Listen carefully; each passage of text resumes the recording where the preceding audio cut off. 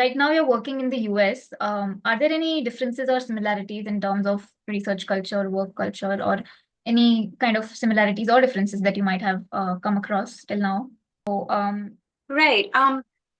So maybe things are changing back in India because I've been in the US since 2015. So I was in India till my PhD, and then I did 1 year of postdoc at TIFR. So it is possible that so I can only talk about my experience of working in India versus the US. So so there are quite a lot of similarities. I would say that the motivation of the scientists to ask interesting questions and their courage to ask important and interesting questions is similar in both the countries. Where a major difference comes in my experience, has been access to resources and infrastructure that were a little, it was not that we didn't have, but they were a little harder to get when I was doing my PhD versus how easy it is to secure resources in US. Like, for example, an important aspect of neuroscience research is animal models, right? Or most biological research.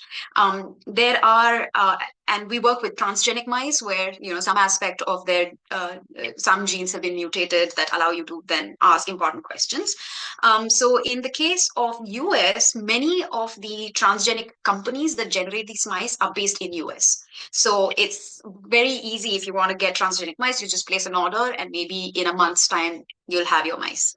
Whereas the issue in India is you have to import these animals. So there is that much delay. And this also holds true for chemicals and reagents. Like many of the antibodies and chemicals that we need are not, the companies are not based in India. Of course, things had already started to change. There were a few indigenous companies that had started to come up. But the hard part is that as scientists, if something works for us, like if an antibody is working for us from a specific company, it'll take a lot of effort from any other company to convince us to, just use their product instead. Um, so there were companies coming up, but they were finding it harder to get, researchers to use their products in India. So there's that much delay, that much advanced. So I, for example, would have to plan my experiments almost a year in advance, determine what exactly antibodies, reagents I need so that we could order them in time. So these were the difficulties that I faced. Whereas here, I order it, I need reagent, I get it within a day. So it just, the pace of science, therefore, is faster. Right? It's not for the lack of ability among the researchers, it's just that the resources are not there. Hopefully, things are changing now. Therefore, it's important to have something indigenously located in your country that you can quickly rely on.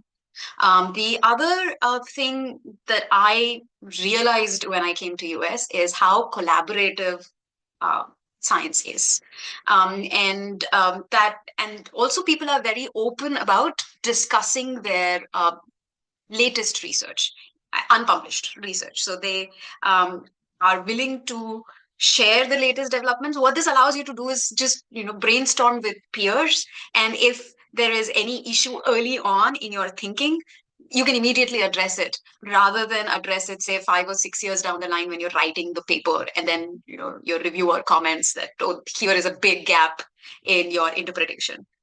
So this just makes the science a lot more robust.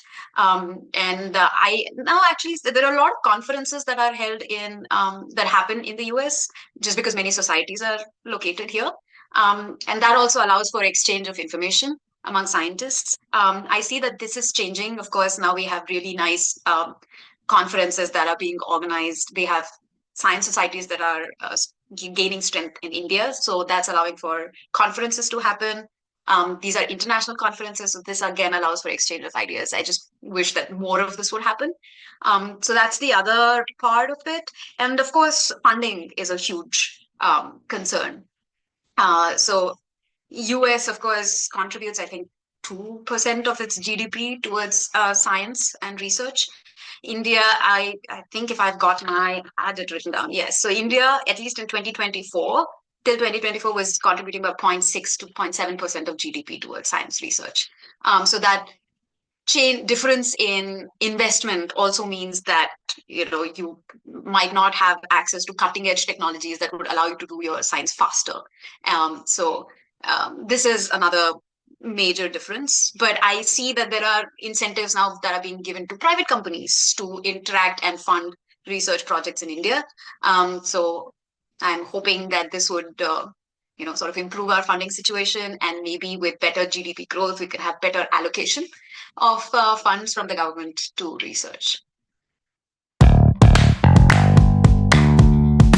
You mentioned funding about from NSF and NIH. So recently there has been a lot of news about funding being cut off and freezed and all of that. So is it Yes, like affecting you right now in any way, or what is like, can you just provide us any insights about that? of course. That's a great and a very relevant and important question for academia and science research in general. So you would, as you correctly said, there have been the problem is more lack of proper information from these two very important funding agencies. So NIH and NSF fund a lot of research in the universities in the US. And not just direct research. An important aspect of our funding from NIH and NSF is that they also fund what are called as indirect costs. So these include this sounds like it has nothing to do with research, but they're important to support research. So this would include, for example, paying for the electricity bills of running the lab, right? Or paying for labor who help to keep our campus clean. Or for example, financial managers who handle our grants so that we don't have to worry on a day-to-day basis about the financials. So these are important support staff, and they are primarily funded through these indirect costs that NIH and NSF cover. So as of now, whatever funds have already been released by NIH and NSF, at least people who have direct access to these funds because they've already been released are not immediately impacted.